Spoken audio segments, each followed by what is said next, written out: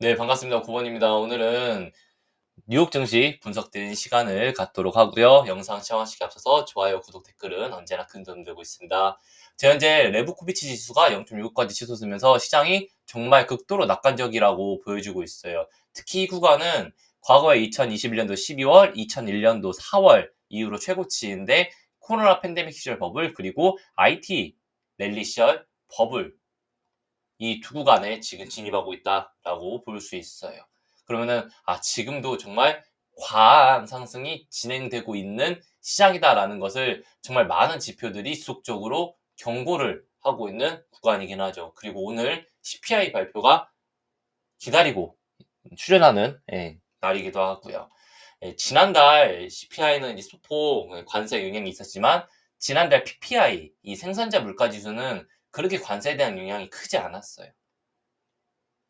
추가적으로 크게 전반적으로 전기나 비료 등 일부 원재료들만 상승을 했지만 전반적으로 크게 뭐 에너지나 서비스나 아니면은 전반적인 물가 전반적으로 모두 상승하지 않았던 데이터들이 출현하면서 이게 전반적으로 2년물 국채금리도 하락을 했었고요. 그렇기 때문에 우리가 이번에도 이 2년물 국채금리를 좀 유심히 지켜보시면 좋을 것 같습니다. 추가적으로 지난주에 발표됐던 ISM 서비스업 PMI 같은 경우는 뭐 제조업도 그랬지만 전반적으로 물가가 6, 8개월 연속, 지금 9개월 연속 상승하면서 서비스 인플레이션 또 제조업 인플레이션을 계속 야기하고 있어요. 근데 지난달 PPI나 CPI 같은 경우는 그 데이터가 출하지 않았고요. 그렇기 때문에 한번 분위기를 보자라고 볼 수 있는 구간인 거죠. 실제로 차트들도 오늘은 CPI를 앞두고 약간 쉬어가는 그림들이 좀 출현했습니다. 나스닥도 약간 쉬어가고 S&P 500도 쉬어가고 3대 지수 모두 쉬어가는 그림들이 좀 출현했는데요. 특히나 S&P 500 같은 경우가 지금 4시간 본 기준에서 본인이 가지고 있는 볼린저 밴드 상단을 돌파하지 못하는 이런 그림 단기적으로 출현하고 있다. 그러면은 자, 오늘 결국 여기 밑에서 지지받고 있는 20일선 50일선을 이탈하는 순간부터는 이 10파동이 한 번 더 이루어지지 않을까라고 볼 수 있는 구간이기도 하고요. 아직 여기 위에 이만큼 지금 룸이 나와 있잖아요. 이 룸, 이걸 박스권으로 치면은 이 정도의 룸인데 이 룸을 CPI 때 올릴지 안 올릴지를 보려고 하고 있어요. CPI 때 이 룸이 올라가면은 결국 여기서 고점을 영역을 만들고 나서 8월 14일에서 16일 사이, 뭔가 8월 14일 사이에서 증시에 변동성이 생길 수 있을 것이라고 계속 말씀드리고 있죠. 아마 이 구간이 14일에서 15일 사이니까 이때 하나의 변동성이 발생되지 않을까라고 볼 수 있는 구간이고요. 그래서 이런 식으로 또 따라 올라가더라도 이후로 이렇게 빠지는 그림 출현하면서 피보나치 기준 0.618 하락은 아직 좀 보고 있어요. 우리가 이 올라가는 상승에 대해서는 너무 무리하게 매수를 진행하지 않고 줄 때는 수익을 내고 안 줄 때는 우리가 밑에서 매수할 계획을 잡도록 하면 되고요. 자, 다우지수 같은 경우가 실제로 상승 추세를 이탈하고 나서 쭉적으로 이 하락 추세 내에서 움직이고 있어요. 여기서 이런 식으로 좀 움직이고 있죠. 그래서 본인이 지지받는 비각 추세 하단 여기에 여기 이 비각 추세 하단을 오늘 이탈하게 된다면 좀 더 밑으로 빠지게 되면서 우리가 재매수할 수 있는 좋은 타점을 줄 수 있지 않을까라고 기다리고 있고요. 그래서 이 재매수 타점 기다리고 있습니다. 여기서 정말 좋은 매수 타점이 출현하지 않을까라고 보고 있고요. 빅스 지수예요. 빅스를 일봉으로 보시면은 자 이틀 전에 강한 장대 음봉 나오고 나서 오늘 하락 잉태형으로 상승 잉태형으로 종결됐어요. 이 상승 잉태형은 높은 확률로 이런 식으로 캔들이 움직이거든요. 추가적으로 지금 구간을 이 삼각 추세 내에서 횡보로 움직이다가 이렇게 횡보로 움직이다가 결국 위로 올라갈 수 있는 이런 그림으로도 출현할 수 있기 때문에 우리가 유빅스 같은 경우는 CPI 발표 전에 프리장에서 한번 매수해 보자. 왜냐하면 실제로 유빅스가 본인이 가지고 있는 이 하락 추세를 지지받고 반등에 성공한다면 20불까지는 무난하게 올라가요. 대신에 우리가 여기서 매수하실 분들은 14.5불 이탈하게 되면은 전략 매도를 꼭 진행하면서 해칭용으로 가져간다. 까지만 생각하시면 될 것 같아요. 아까 말씀드렸던 2년물 국채금리가 지금 강하게 내려오고 이렇게 붙어 있다는 것은 금리 인하 가능성을 시장이 크게 보고 있다는 건데 이게 결국 위로 올라가면 금리 인하 가능성이 줄어든다라고 보셔야 돼요. 엔비디아예요. 엔비디아 같은 경우는 현재 자, 183불대에 딱 고점 위에서 박스권 횡보하면서 돌파를 못하고 있죠. 여기서 이렇게 밀어준다면은 엔비디아 추세 이탈이에요. 이 추세 이탈하는 구간 우리가 꼭 필수적으로 조심해야 되고, 아까 S&P 500 기준에서 위로 조금 더 올라갈 수 있는 룸을 일부러 남겨놨는데, 이 룸을 개인적으로는 왜 남겨놔야 되나 싶어요. 하락이 안 나오니까 어쩔 수 없이 남겨놓는 룸이긴 한데, 참 아까 안내드렸던 것처럼 쏙쪽으로 빠져야 될 구간을 우리가 올리고 있는 구간이다. 이것도 있어요. 추세를 이미 본인이 가지고 있던 S&P 500 상승 추세를 이탈하고 나서도 쏙쪽으로 고점을 높이고 있는 이런 모습들은 사실 정상이 아니죠. 네. 그렇기 때문에 이 구간 굳이 봐야 되나라는 싶은 이런 상승 구간인데, 어쩔 수 없이 올린다면 최종 구간 192불에서 195불까지는 볼 건데, 이 구간에서 저는 반도체 지수 매수하지 않아요. 굳이 반도체 지수 매수하지 않아도 매수할 게 너무 많다라고 얘기하고 있는 거죠. 175불 이탈하게 되면은 밑에서 재매수할 수 있는 것을 좀 바라볼 예정입니다. XXX 같은 경우는 본인이 지금 단기적으로 진행되고 있는 이 하락 추세를 돌파하지 못하고 있어요. 이 상승 추세는 이미 이탈했고, 마지막으로 이 박스권 하단을 이탈하게 된다면은 좀 강한 하락이 진행될 수 있다를 기다리고 있는 구간이기도 하고요. 당연히 XXL 기준에서는 보시면 윗골이 좀 달고 있죠. 네, 별로 좋은 캔들이 아니기 때문에, 자, 이런 식으로 밀리면서 오늘 23불을 다시 한 번 더 저점 리테스트를 하거나 밑으로 밀어주는 그림을 좀 기다리고 있는 부분이긴 하고요. 사실 뭐 패턴상 여기서 이렇게 올린다는 게 더 이상해. 사실 한번 밀어내는 게 좀 더 아름다운 캔들 패턴 있긴 하죠. 숙소 기준에서도 자, 그때서 보면은 사실 속수 기준에서는 이제 매수 타점을 좀 잡아볼 구간으로 계속 보이고 있죠. 네. 이렇게 우리가 추세를 하나 그거 보면은 어느 정도 바닥을 지지받고 있는 추세이기도 하고요. 음, 속수 같은 경우도 일단 위로 9불까지는 열려 있는 구간이 맞아요. 그렇기 때문에 이 구간 9불까지 올라갈지에 대해서는 우리가 한번 CPI를 보면서 매수를 진행하자라고 좀 고민을 해보도록 하겠습니다. 테슬라 같은 경우가 드디어 좀 올랐죠. 네. 그래서 제가 굳이 반도체 수를 매수하지 않는다는 이유가 이런 이유기도 해요. 자, 테슬라가 8월 6일부터 지금까지 상승이 진행되던 것만 해도 벌써 대략 10%가 넘어가요. 본인이 아직 올려야 되는 구간까지는 충분히 상승이 남아있는 구간이기도 하고요. 어제 아이온큐 같은 경우도 7%대 상승, 그리고 테슬라 같은 경우도 3% 상승. 근데 우리가 이 엔비디아 이거 남았다고 엔비디아 매수할 필요 있다 없다? 없다. 그래서 테슬라, 아이온큐 이런 거 계속적으로 주고 가면서 수익을 좀 내려고 하고 있어요. 그래서 테슬라 같은 경우는 21선, 51선 기준 골든크로스가 출현하고 있는 구간에서 약간 캔들이 소원한, 즉 억지로 상승을 하루 더 올린 캔들이긴 하나, 결국 단기적으로 밀리더라도 지지를 받는 구간을 만들고 나면은 다시 한번 더 이 올라가는 그림 보려고 하고 있어요. 전날 캔들이 이렇게 나오면서 단기적으로 눌릴 수 있는 그림이 좀 출현할 수 있거든요. 그래서 그 점만 우리가 좀 인지하시면 될 것 같아요. 눌리게 된다면 310불, 295불, 280불, 여기까지 좀 눌릴 수 있지 않을까라고 볼 수 있는 구간이기도 하고요.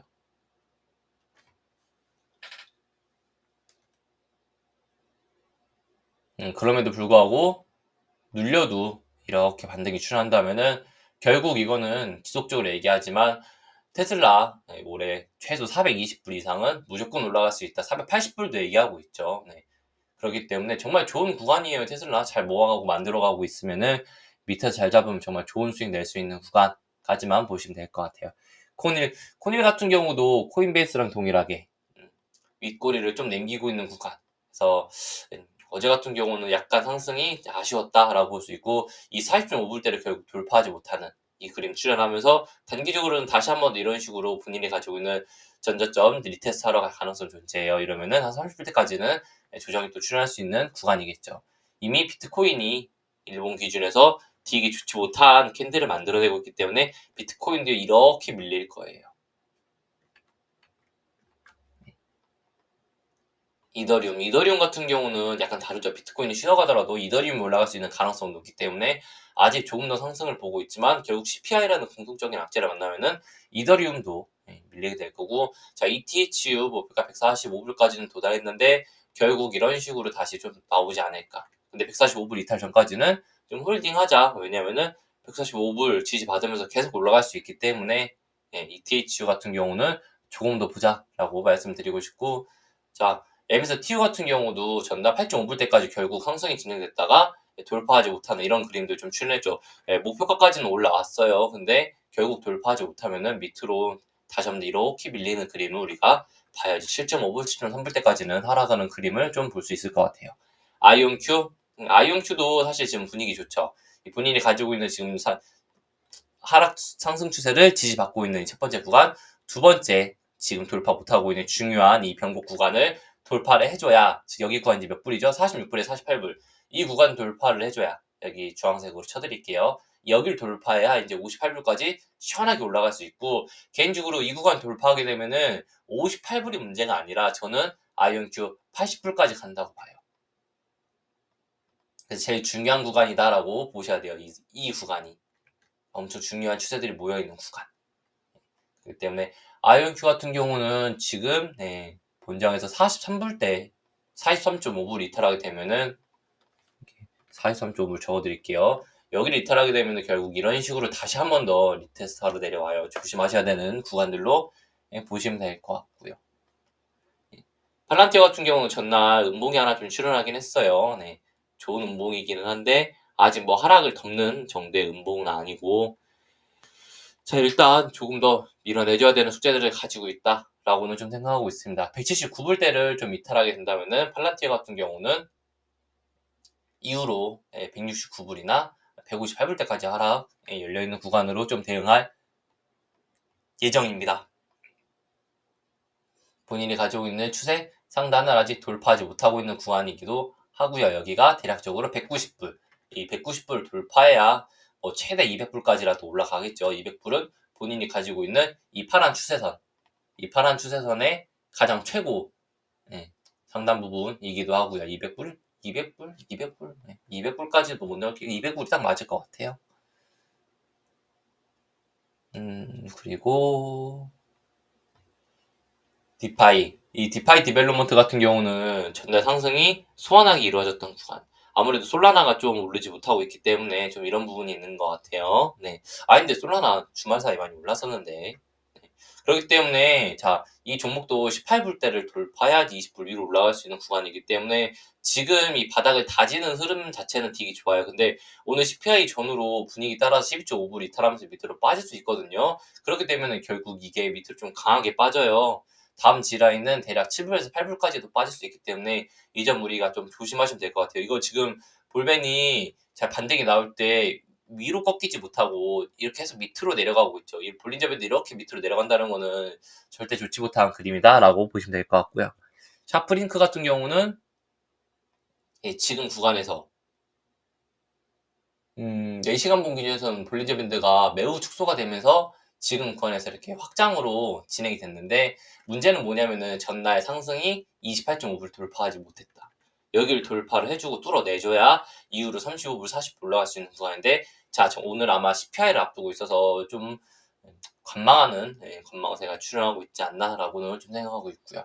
그래서 CPI 괜찮으면 28.5불 뚫어낼 거거든요. 그럼 이거 무지성으로 올라가요. 30불, 35불, 뭐 50불까지도 보이고 있는 구간이기 때문에 1차 목표가 35불 가지고 일단 가져가자라고는 볼 수 있죠. 샤프링크 게이밍 1차 목표가는 35불이다. 이렇게 보시면 될 것 같아요.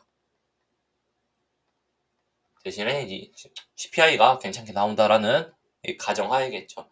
비트마인, 사실 뭐 샤프링크나 비트마인이나 이 실업수당 청구 건수 전후로 보면서 좀 매수하자라고 좀 안내 드렸었어요. 그래서 비트마인 좀 분석도 드렸었고, 실제로 비트마인 같은 경우는 전날 그래서 무난하게 40불 위로 도달할 수 있다라고도 이미 좀 시황을 드렸던 구간이기 때문에 많은 분들이 소액이라도 부여하고 있지 않을까라고 생각은 하고 있고요.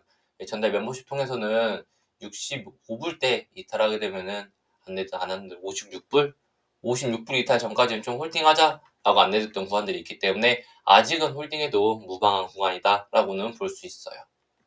그래서 자, 일본 기준에서는 윗골이 좀 달고 있지만 4시간 봉이나 1시간 봉 기준에서는 G라인을 구축하려는 이런 모습들이 보이기 때문에 실제로 이 G라인을 만들고 나는 이 21일선이 올라오는 선을 지지받고 나서 한 번 더 치고 올라가는 이 그림 출현할 수 있단 말이에요. 그렇기 때문에 자, 미부유저분들도 오늘 프리장에서 매수를 CPI 보면서 매수하시죠. CPI 보면서 CPI 데이터가 문제가 없다라고 나오면은 이 종목은 63불에서 65불 대 돌파면 바로 진행하셔도 되고요. 75불은 강하게 돌파가 나올 것이고 75불 돌파하면 100불까지도 상승이 가능한 구간이 비트마인이다까지만 보시면 될 것 같아요. 분위기가 좋아요. 비트마인 차트도 좋고요. 지금 일본 기준에서 볼린저 밴드가 축소되면서 다시 한 번 더 위아래로 뻗어나가는 이 그림은 볼펜을 타고 위로 올라갈 때 정말 강한 상승으로 이루어질 수 있는 구간이기도 하죠. 그렇죠. 지금 매우 볼린저 밴드가 축소된 이유로. 그래서 우리가 항상 볼 때 이 볼린저 밴드가 축소를 될 때는 항상 하나의 트리거를 고민해 보셔도 되는 변동성을, 위든 아래든 변동성이 발생될 수 있겠구나 라고만 생각하시면 될 것 같아요. 그래서 오늘 종목 이 정도로 좀 마무리 짓도록 하고요. 아무래도 전반적으로 CPI 전후로 조정들이 나온다라는 시황들이 많은데 뭐 저도 그렇지만 너도 나도 하락이 출현하지 않을까라고 생각하고 있는 이런 구간에서 사실 하락이 잘 나오진 않아요. 네. 그럼에도 불구하고 현재 좀 과열권인 증시를 시켜주지 않을까라고 기대하고는 있고요. 네. 네, 오늘 증시는 좀 실시간으로 CPI를 좀 대응하는 시간을 가지려고 하고 있습니다. 어려운 시장인 만큼 다들 CPI 꼭 실시간으로 대응하시면서 수익 냈으면 하는 생각도 있고요. 오늘 방송 여기서 마무리 짓도록 하겠습니다. 영상 시청해주셔서 감사합니다.